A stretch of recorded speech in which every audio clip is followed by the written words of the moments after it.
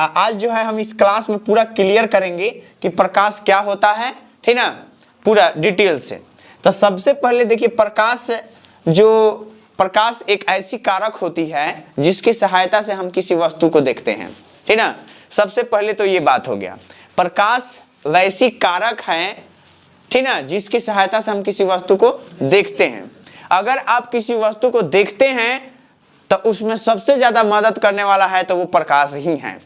अगर कहें तो कि हम आंख से देखते हैं तो आंख रहते हुए भी अगर प्रकाश न रहे तो हम किसी वस्तु को देख नहीं सकते हैं, ठीक ना। तो इसलिए किसी वस्तु को देखने के लिए हमको प्रकाश का होना जरूरी है। तो प्रकाश क्या है? तो प्रकाश वह कारक है जिसकी मदद से, जिसकी सहायता से हम किसी वस्तु को देखते हैं। और प्रकाश देखा जाए तो इस दुनिया में प्रकाश जो है वो ऊर्जा का एक बहुत ही अच्छा स्रोत है और बहुत ही मेन स्रोत है, प्रमुख स्रोत मानेंगे। जैसे सूर्य का प्रकाश हो गया, ठीक ना। आज दुनिया में जितने भी ऊर्जाएं हैं वो सारे ऊर्जाएं देखा जाए तो सूर्य के प्रकाश में सबसे मेन ऊर्जा कहा जाएगा उसमें से, ठीक ना। समझ रहे हैं ना। तो प्रकाश समझ गए कि प्रकाश क्या है? प्रकाश वह कारक है जिसकी सहायता से किसी वस्तु को हम देखते हैं, ठीक ना। ये तो समझ गए। प्रकाश जब भी चलता है तो एक सरल रेखा में चलता है, एक सरल रेखा में चलेगा, ठीक ना। ऐसा कभी नहीं होता है कि अगर हम टॉर्च को लेकर के ऐसे इधर बारें तो घूम करके पश्चिम चला जाएगा, पूर्व से पश्चिम चला जाएगा और उत्तर से दक्षिण चला जाएगा, कभी नहीं जा सकता। वो क्या होता है? प्रकाश जो होता है एक सीधी रेखा में ही गमन करता है। और प्रकाश की जो चाल होती है, ठीक ना, वो बहुत ही तीव्र होती है। आप देखते भी हैं कि अगर हम टॉर्च का स्विच बारें तब तक प्रकाश वहां तक पहुंचने में टाइम भी नहीं लगता है, ठीक ना। अगर इसकी गति की बात की जाए प्रकाश की, तो प्रकाश जो है हवा या निर्वात में जिसको हम बोलते हैं 3 लाख किलोमीटर प्रति सेकंड की चाल से चलती है। समझ में आया ना। इसका मतलब ये है कि प्रकाश की जो चाल है, ठीक ना, प्रकाश की चाल, ठीक ना, अगर इसकी चाल की हम बात करते हैं तो 3 लाख किलोमीटर चलती है। कितना? हाँ, 3 लाख किलोमीटर प्रति सेकंड। किलोमीटर, हाँ, प्रति सेकंड का मतलब होता है 1 सेकंड में। समझ जाइए, 1 सेकंड में 3 लाख किलोमीटर प्रति सेकंड के चाल से चलती है। पता चलेगा कि कई बार अमेरिका से अप डाउन मार देगा, ठीक ना, इतनी तेजी से ये प्रकाश चलती है, ठीक ना। तो इसकी स्पीड का मतलब कहा नहीं जा सकता। प्रकाश जो है अलग अलग माध्यमों में अलग अलग इनका वेग होता है, ठीक ना। जैसे पानी में अलग होता है और उसके बाद कांच में अलग होता है और हवा में अलग होता है। तो ये बहुत ही तीव्र होता है, ठीक है, इतना कोई दिक्कत नहीं है। चलिए अब हम कुछ और बातों को जानते हैं। इसमें आगे का जो हमारा टॉपिक होगा प्रकाश स्रोत, ठीक ना, प्रकाश, हाँ, स्रोत। अब देखिए बहुत सारे विद्यार्थी लोग कंफ्यूज हो जाते हैं इन सभी चीजों में, ठीक ना, कि प्रकाश स्रोत क्या कहते हैं। सिंपल सा बात है कि प्रकाश स्रोत मतलब होता है किसी से निकलना, मतलब जिस वस्तु से प्रकाश अगर निकलेगा वो वस्तु उस प्रकाश का क्या कहलाएगा? स्रोत कहलाएगा। समझ रहे हैं ना। मतलब अगर हम कहते हैं कि जिस चीज से जो चीज मिलता है, ठीक ना, अगर दूध मिलता है गाय से तो हम कहते हैं कि दूध का जो स्रोत है गाय है कि नहीं? बात समझ रहे हैं ना। अगर बाय द वे मान लीजिए कि अगर हमको पैसा मिलता है हमारे कोचिंग से तो हम कहेंगे कि मेरे पैसे के स्रोत जो है कोचिंग है, मेरा स्टूडेंट है मेरा। तो उसी तरह से प्रकाश स्रोत हम उनको कहते हैं जिनसे प्रकाश मिले, जिन वस्तुओं से प्रकाश मिले।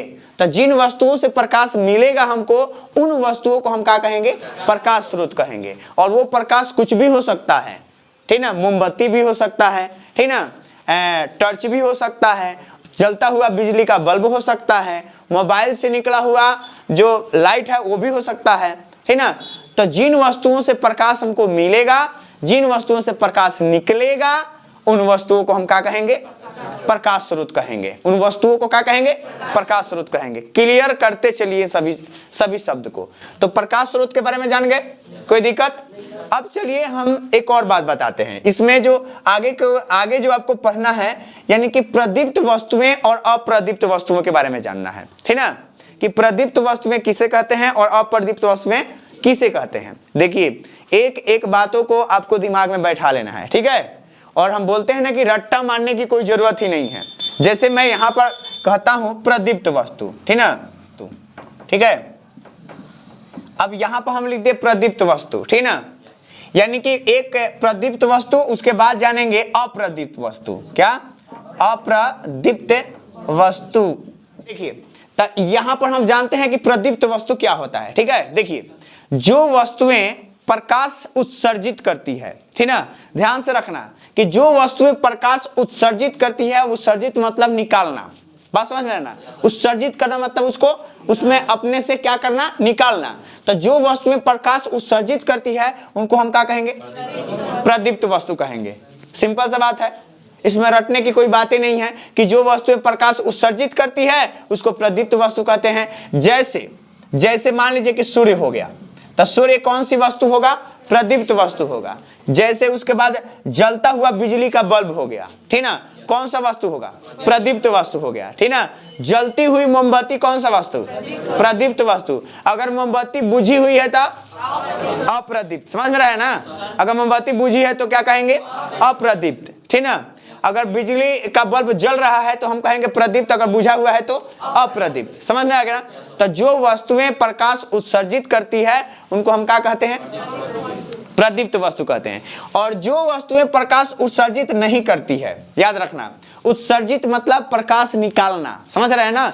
जैसे कि सूर्य प्रकाश निकाला हुआ है तो देखिए पूरा दुनिया अजोर है ना, और जब डूब जाएगा तो दुनिया अंधकार में चला जाएगा, है कि नहीं? तो जो वस्तुएं प्रकाश उत्सर्जित नहीं करती है उनको क्या कहते हैं? अप्रदीप्त। जैसे कुर्सी, टेबल, बेंच, बुक, समझ रहे हैं ना, तो ये सारे क्या है? अप्रदीप्त है। समझ रहे हैं ना कि ना? अब एक और बात आ जाता है जिससे कि चांद। क्या आ गया?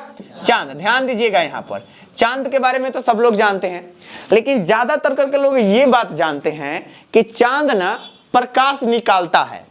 और बहुत सारे विद्यार्थी यहाँ पर ये कंफ्यूज हो जाते हैं कि चांद प्रदीप्त वस्तु है। बहुत सारे लोग समझते हैं कि चांद क्या है? प्रदीप्त वस्तु है, ठीक ना, अप्रदीप्त वस्तु नहीं है। देखिए, चांद के पास खुद का प्रकाश नहीं होता है, याद रखिए, चांद के पास प्रकाश नहीं होता है। जो रात में जो अजोरिया रात जो होता है, ठीक ना, जिसको हम पूर्णिमा की रात बोलते हैं, पूर्णिमा का समझ में आता है ना, ठीक ना, दो रातें होती है, एक पूर्णिमा की रात, एक अमावस्या की रात, ठीक ना। अंधेरी रात को अमावस्या की रात कहते हैं और जो चांदनी रात होती है उसको पूर्णिमा की रात कहते हैं। अब पूर्णिमा की रात में क्या होता है कि चांद तो दिखाई देता है, और चांद दिखाई देने के बाद अजोरिया पूरा उग जाता है, पूरे प्रकाश देखने को मिलते हैं, वो भी मीठा प्रकाश होता है, बिल्कुल। अब यहाँ पर बात हमको ये समझना है कि क्या चांद के पास खुद का प्रकाश है? बिल्कुल नहीं है चांद के पास खुद का प्रकाश, ठीक ना। वो रात में भी जो प्रकाश आता है, चांदनी रात में, वो भी सूर्य का ही प्रकाश होता है। समझ रहे हैं ना? वो भी किसका प्रकाश होता है? सूर्य का ही प्रकाश होता है, ठीक ना। सूर्य के प्रकाश चांद पर पड़ता है, और चांद जो एक ऐसा उपग्रह है, चमकीला उपग्रह है। समझ, जिस तरह से शीशा दर्पण चमकता है तो देखे हैं ना, बिल्कुल उसी तरह से वो भी एक चमकीला उपग्रह है, जिसके वजह से सूर्य के प्रकाश उस चांद पर टकराता है और वहां से प्रवर्तित होकर के इस धरती पर आता है, जिसके वजह से हम देखते हैं तो कहते हैं कि नहीं, चांद उग गया, चांद से प्रकाश निकला है। लेकिन रियलिटी वैसा कुछ बात नहीं है। समझ रहे हैं ना? चांद जो है बिल्कुल दर्पण के जैसा काम करता है, ठीक ना। जब सूर्य के प्रकाश उस पर पड़ता है तब धरती पर पहुंच जाता है। तो अब यहाँ पर चांद बताइए प्रदीप्त वस्तु होगा कि अप्रदीप्त? अप्रदीप्त होगा, क्योंकि उसके पास खुद का प्रकाश नहीं है। वो केवल जो प्रकाश रात में निकलता है, चांदनी रात में, वो सूर्य का ही प्रकाश होता है, परावर्तित होकर के आता है। यानी कि उस समय चांद जो होता है एक दर्पण के जैसा काम करता है, ठीक है, क्योंकि ये चमकीला उपग्रह होता है। तो हम दो बातें यहाँ पर जान गए, प्रदीप्त वस्तु और उसके बाद अप्रदीप्त वस्तु। बोलिए कोई दिक्कत? चलिए अब इसके बाद जो हम जानेंगे, ठीक ना, पारदर्शी पदार्थ। अब समझिए पारदर्शी, ठीक ना, पारदर्शी पदार्थ। अब चलिए हम समझते हैं पारदर्शी पदार्थ के बारे में, ठीक ना, पारदर्शी पदार्थ, ठीक है। तब पारदर्शी पदार्थ किसे कहते हैं, ठीक ना। ये पदार्थ कैसी पदार्थ होती है, ठीक ना। तो जो पदार्थ, ध्यान देना, वैसा वस्तु जिनसे प्रकाश आसानी से पार कर जाए, क्या कर जाए? पार कर जाए। पारदर्शी मतलब जो वस्तु है, वैसी वस्तु है जिससे प्रकाश आसानी से पार कर जाए, उसे कौन सी वस्तु कहेंगे? पारदर्शी। क्या कहेंगे? पारदर्शी। जिन वस्तुओं से प्रकाश आसानी से पार कर जाए, पारदर्शी। समझ रहे हैं ना? और जिन वस्तुओं से प्रकाश पार नहीं करे, यानी कि जो वस्तु प्रकाश को अपने से होकर नहीं जाने दे, तो उनको कहते हैं अपारदर्शी। क्या कहते हैं? हाँ, उनको कहते हैं हम अपारदर्शी। ठीक ना, समझ रहे ना? अपारदर्शी पदार्थ, यानी कि जिन वस्तुओं से प्रकाश पार कर जाती है उनको, और जिनसे प्रकाश पार नहीं करती है उनको। कोई दिक्कत? अब बात रहा कि कौन से पदार्थ है, तो भाई कांच हो गया। क्या हो गया? कांच। कांच देखे है ना? कांच जैसे खिड़की उड़की हो गया, गाड़ी में भी होता है, कार में, समझ रहे हैं ना? कार में लगता है ना आगे, तो वो सारे कांच जिस तरह से आर पर हम देखते भी हैं और प्रकाश आ भी सकता है और जा भी सकता है कि नहीं? जैसे कि टॉर्च के आगे जो कांच लगा होता है ना, बिल्कुल आर पार कर जाता है। तो जो वस्तुएं प्रकाश को अपने से होकर जाने दे, यानी कहे तो जिन वस्तुओं से प्रकाश आसानी से पार कर जाए उनको पारदर्शी, जिसे पार कर जाए उनसे पारदर्शी, और जिनसे प्रकाश पार न करे उनको अपारदर्शी। जैसे कांच हो गया, पानी हो गया। पानी पारदर्शी होता है, पानी में लाइट बढ़िएगा, प्रकाश को जब गुजारिएगा तो वो आर पार कर जाता है। ठीक है, उसके बाद हवा भी हो गया। हवा क्या हो गया? पारदर्शी है ना? हवा क्या है? पारदर्शी है। ठीक ना, और भी दुनिया में बहुत सारे ऐसे वस्तुएं होते हैं, ठीक ना, जिससे प्रकाश आसानी से क्या हो जाते हैं? पार कर जाते हैं। समझ में आ गया? इसके बाद जो है आपका परभाषी है। क्या है? परभाषी पदार्थ। अब परभाषी पदार्थ किसे कहते हैं इसको समझिए, ध्यान से समझना है। इधर देखो, पारदर्शी समझ गए कि जिससे प्रकाश पार कर जाए, जिन वस्तु से प्रकाश पार कर जाए पारदर्शी।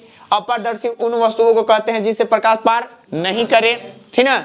लेकिन पारभाषी पदार्थ कैसा होता है? देखिए, वे वस्तुएं, कुछ ऐसी भी वस्तुएं होती है हमारे दुनिया में, किसके अलावा? किसके अलावा?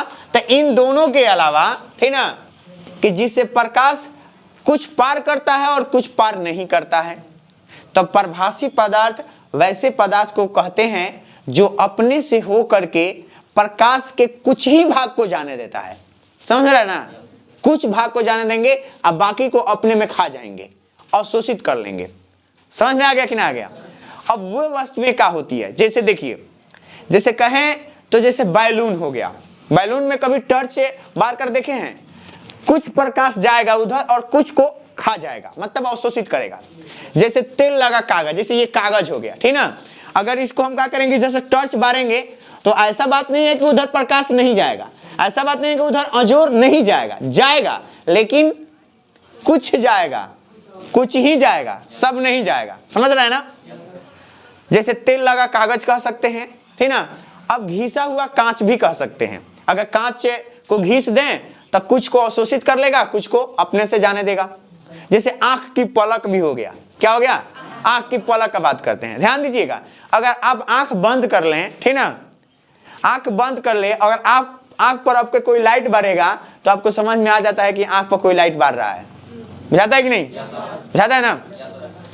इसका मतलब है कि आंख के पलक से जब तक मेरे आंख में घुसा नहीं प्रकाश, तब तक हमको बुझाया कैसे कि कोई टर्च बार रहा है या कोई नहीं बार रहा है। तो देखिएगा, कभी भी अगर आपके आंख पर, अगर आप ऐसे आंख बंद किए हैं, अगर आंख पर आपको कोई टर्च बार देगा, हाँ बढ़ गया, और कोई बुताएगा तो आपको समझ में आ जाएगा बुता दिया, ठीक ना।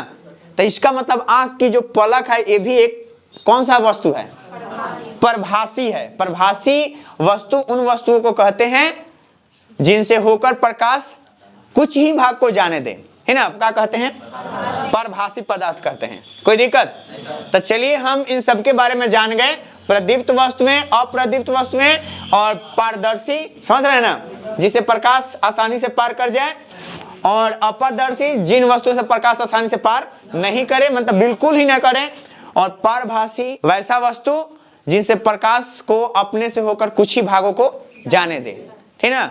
अगर 100% प्रकाश है तो आधा को ले ले और आधा को जाने दो, हल्का अजूरा, इसमें ब्लड भी आ जाएगा। क्या आ जाएगा?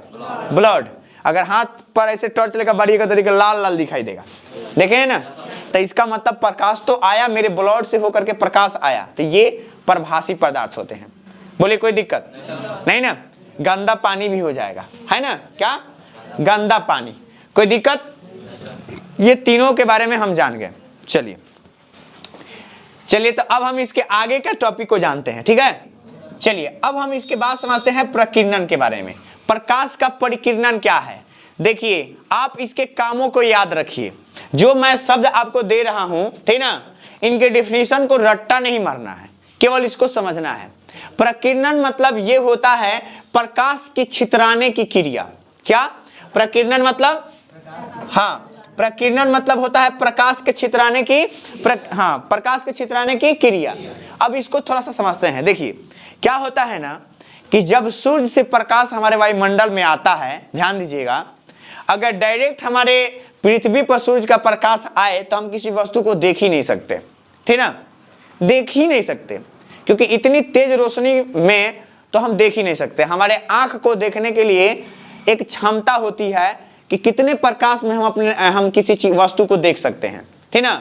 अगर उससे ज्यादा अगर प्रकाश होता है तो हम नहीं देख सकते हैं, ठीक ना, और उससे कम भी होगा तब भी हम नहीं देख सकते हैं। जैसे कि अंधेरे में अगर हमारे आंख को कम प्रकाश मिलते हैं तो हम नहीं देखते हैं, ठीक ना। और अगर हमको ज्यादा प्रकाश मिले, जैसे इस कमरे में अगर हम ज्यादा प्रकाश कर दें, इतना प्रकाश कर दें, ठीक ना, तो आपको दिखाई नहीं देगा। जैसे अगर इस चीज को समझना है तो आपके घरों में जो टीवी वगैरह होगा, अब उसको समझिएगा, उसका लाइटवा थोड़ा सा बढ़ा दीजिएगा, आप सही से फिगरवा नहीं देख पाइएगा, समझ रहे हैं ना, क्योंकि उसमें लाइटिंग ज्यादा हो गई। तो इससे तो ये समझ में आता है कि अगर ज्यादा प्रकाश हो तो हम किसी वस्तु को नहीं देख सकते, ठीक ना। तो अब क्या होता है कि जब सूर्य से प्रकाश हमारे वायुमंडल में प्रवेश करता है, ध्यान देना यहाँ पर, ठीक ना, तो हमारे वायुमंडल में बहुत सारे सूक्ष्म कण उपस्थित होते हैं, ठीक ना। सूक्ष्म कण मतलब धूल कण। क्या? धूल कण होते हैं हमारे वायुमंडल में, ध्यान से समझना। तो धूल कण जो उपस्थित होते हैं हमारे वायुमंडल में, ये सारे धूल कण जो होते हैं, क्या एक हमारे काम करते हैं कि जब सूर्य के प्रकाश से इस कण पर पड़ता है, सूर्य के प्रकाश के किरण, तो जानते हैं क्या होता है, चारों तरफ छितरा जाता है। क्या हो जाता है? चारों तरफ छितरा जाता है, ठीक ना। ध्यान दीजिएगा, यहाँ पर प्रकीर्णन पूरा समझ में आ जाएगा कि जब सूर्य के प्रकाश किसी सूक्ष्म कण पर पड़ता है हमारे वायुमंडल के, तो ये चारों तरफ छितरा जाता है, और इस छितराने की क्रिया को ही प्रकीर्णन कहा जाता है। छितराने की प्रक्रिया को ही, मतलब प्रकाश के छितराने की प्रक्रिया वो क्या कहते हैं? प्रकीर्णन कहते हैं। कोई दिक्कत? बोलिए, आगे समझ में। तो अगर आपके एग्जाम में पूछे कि प्रकाश का प्रकीर्णन किसे कहते हैं, तो भाई सिंपल सा बात है कि प्रकाश छितराएगा, प्रकीर्णन कहेंगे। समझ आएगा कि ना? अगर प्रकाश किसी सूक्ष्म कण पर पड़ेगा और छितरा जाएगा तो उस क्रिया को क्या कहेंगे? प्रकीर्णन कहेंगे, ठीक है। अब चलिए हम इसके आगे का जो टॉपिक है प्रकाश के किरण पुंज ना जी, तो अब हम प्रकाश के किरण पुंज समझते हैं। लिखते हैं यहाँ पर प्रकाश का किरण पुंज, किरण पुंज, ठीक ना। ये हो गया प्रकाश का किरण पुंज। कि प्रकाश का किरण पुंज किसे कहते हैं? देखिए बहुत ही सिंपल है। पुंज मतलब एक बिंदु का निर्माण करना। जब प्रकाश, ठीक ना, जब प्रकाश की किरण एक पुंज बनाए, एक बिंदु पर आकर के मिले, समझ रहे हैं, यानी कि प्रकाश की किरण एक जगह एक बिंदु पर आकर के मिले और एक पुंज बना दे, ठीक ना, तो उन्हीं को हम कहते हैं प्रकाश का किरण पुंज। जैसे यहाँ पर बोर्ड पर देखिए, ठीक ना, कि जब प्रकाश, बहुत सारे प्रकाश की किरण आए, सूर्य से आए चाहे कहीं से भी आए, ठीक ना, और आ करके और एक जगह आकर के मिले, एक जगह आकर के मिले और ये एक पुंज बनाए, तो इन्हीं को हम कहते हैं प्रकाश के किरण पुंज। समझ में आ गया? तो देखिए एक जगह आकर के मिल रही है, ठीक ना। अगर हम इससे यहां पर ऐसे भी कह सकते हैं कि प्रकाश के किरणों के समूह, समूह मतलब एक जगह मिला, समूह हो गया, तब प्रकाश के किरणों के समूह को किरण पुंज कहते हैं, ठीक ना। अगर प्रकाश कहीं से भी आ रहा है, जहां से मन करे तहां से आए, अनंत से आए, लाइट से आए, सूर्य के प्रकाश हो, किसी का भी प्रकाश हो, लेकिन सारे प्रकाश आ करके एक पुंज बनाए, एक जगह मिले, तो उस पुंज को हम किरण पुंज कहते हैं, क्योंकि किरणों का ही तो पुंज है। सभी किरण मिल करके ही तो एक पुंज बनाया है, तब इसको क्या कहेंगे? प्रकाश का किरण पुंज कहेंगे। समझ में आ गया कि ना? समझे? यही बात है। अगर आप टॉर्च देखिएगा, जब टॉर्च लिए रहते हैं, तो जब टॉर्च हम बांटते हैं किसी दीवार पर या कहीं भी, तो उसमें एक पुंज दिखाई देता होगा पूरा तेज रोशनी में, वो भी एक किरण पुंजे है। आपके टॉर्च से निकले हुए जो प्रकाश हैं वो भी एक पुंज ही है, समझ में आ गया ना। तो मतलब कहे तो प्रकाश के किरणों के समूह को किरण पुंज कहते हैं, इसमें रटने की कोई बात भी नहीं है, ठीक ना, समझ रहे हैं ना। अब हम समझते हैं कि किरण पुंज कितने प्रकार के होता है, ठीक है, कि किरण पुंज कितने प्रकार के। देखिए किरण पुंज 3 ही प्रकार के होते हैं। कितने प्रकार के? 3 प्रकार के। कौन कौन से होते हैं? एक अपसारी किरण पुंज, अभिसारी किरण पुंज और समांतर किरण पुंज, ठीक ना। हम यहाँ पर लिख देते हैं किरण पुंज 3 प्रकार की होती है। देखिएगा, समझते चलिएगा इसको।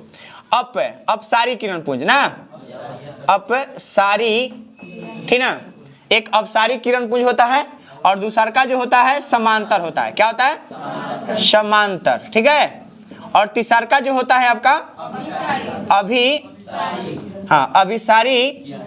अभिसारी किरण पुंज। 3 प्रकार के किरण पुंज होते हैं, ठीक ना। एक अपसारी किरण पुंज, समांतर किरण पुंज, अभिसारी किरण पुंज। अब तीनों को समझिए बारी बारी से कि तीनों में किस तरह से किरण पुंज बनते हैं, ठीक ना। देखिए इस प्रकार के किरण पुंज में, यानी कि अपसारी किरण पुंज में क्या होता है कि प्रकाश जो एक बिंदु से, जैसे मान लीजिए कि यहां से प्रकाश निकला और एक बिंदु से निकल करके और ये फैलता चला जाता है। क्या चलता जाता है? फैलता चला जाता है, समझ रहे हैं ना। और ये किरण पुंज निकलेगा, किसी स्रोत से निकलेगा और निकल करके ये फैलता चला जाएगा। कहां जाएगा ये बात हमको पता नहीं है। कहां जाएगा? तो जहां पर आप, जहां सामने बाड़िएगा, जहां उसको भेजिएगा वहां जाएगा, ठीक ना। तो अगर आपसे कोई ये कहे कि अपसारी किरण पुंज क्या है, तो कहना है कि इस प्रकार के किरण पुंज में प्रकाश की किरण एक बिंदु से निकल करके क्या होती है? फैलती चली जाती है। जैसे आप टॉर्च को समझना, जब आप टॉर्च बारते हो, ठीक ना, टॉर्च, तो देखिएगा कि टॉर्च एक बल्ब से निकलता है, छोटी सी, और बल्ब से निकल करके और उसकी प्रकाश भागता है, फैलता हुआ जाता है ना, है? हाँ, गोल टाइप का ना जी, तब फैलता हुआ चला जाता है। इसका मतलब वो कौन सा किरण पुंज है? हाँ, अपसारी किरण पुंज है। कौन सा किरण पुंज है? अपसारी किरण पुंज है। कोई दिक्कत? समझ रहे हैं ना? है? जितना पीछे हटिएगा उतना ही चौला चौला होता है, उतना ही बढ़ता है। तो इस तरह के किरण पुंज को हम क्या कहते हैं? अपसारी किरण पुंज। कोई दिक्कत नहीं, ठीक ना। तो सिंपल सा बात है, अगर कोई पूछे चाहे एग्जाम में, तो कहिएगा कि इस प्रकार के किरण पुंज में, अपसारी किरण पुंज में, ठीक ना, एक बिंदु से प्रकाश की किरण फैलती चली जाती है, तो उनको क्या कहते हैं? अब आते हैं समांतर किरण पुंज। क्या? समांतर किरण पुंज। समझ रहे हैं ना। तो समांतर किरण पुंज किसे कहते हैं? तो इस प्रकार के किरण पुंज में प्रकाश की किरणें एक दूसरे के समांतर चलती है, बिल्कुल, ठीक ना। जैसे कि सूर्य के प्रकाश एकदम बिल्कुल समांतर आती है, किरण बिल्कुल समांतर है, सब जगह बराबर जाती है ना। तो ये समांतर रेखा में चलती है, ठीक ना। इस तरह के किरण पुंज को समांतर किरण पुंज कहते हैं, जो सीधी रेखा में चले और बराबर चले, ना तो फैले और ना किसी बिंदु पर आकर के वो एक जगह हो, ठीक ना। समझ रहे हैं ना। तो एक दूसरे के समांतर चलने वाली किरण को हम क्या कहते हैं? समांतर किरण पुंज कहते हैं, ठीक ना। और ये हो गया। और इसके बाद आता है अभिसारी किरण पुंज। तो अभिसारी किरण पुंज में क्या होता है कि इस तरह के प्रकाश की किरण पुंज में, देखिए ध्यान दीजिए कि अनंत से आती है किरण पुंज और एक जगह आकर मिलती है। यानी कि प्रकाश की किरण कहीं से आती है, कहां से आती है पता ना, लेकिन कहीं से तो आती है और आकर के एक बिंदु पर मिलती है। कहां मिलती है? एक बिंदु पर मिलती है। तो जब प्रकाश की किरण एक बिंदु पर आकर के मिले और एक पुंज बनाए, तो इस पुंज को क्या कहेंगे? हाँ, अभिसारी किरण पुंज। कोई दिक्कत नहीं ना। चलिए अब हम आगे थोड़ा सा फिर से इसको रिवीजन करते हैं। देखिए, अपसारी किरण पुंज एक बिंदु से फैल करके चली जाती है। इस तरह के किरण पुंज में एक बिंदु से होकर के एक बिंदु से फैल करके चली जाती है, उनको अपसारी किरण पुंज। इस प्रकार के किरण पुंज में, समांतर किरण पुंज में, इस प्रकार के किरण पुंज में प्रकाश की किरण एक दूसरे के एकदम बराबर चलती है ना। और अभिसारी किरण पुंज में क्या होता है? कौन सी? प्रकाश की किरण हाँ, अनंत से एक बिंदु पर आकर क्या करती है? मिलती है और एक पुंज बनाती है। और इस पुंज को क्या कहेंगे? अब बताइए, इसमें कोई दिक्कत हो तो हमसे बताइए। नहीं ना। चलिए अब इसके आगे का जो टॉपिक है प्रकाश का, हम इसके आगे के क्लास में बताएंगे, ठीक है। कोई दिक्कत?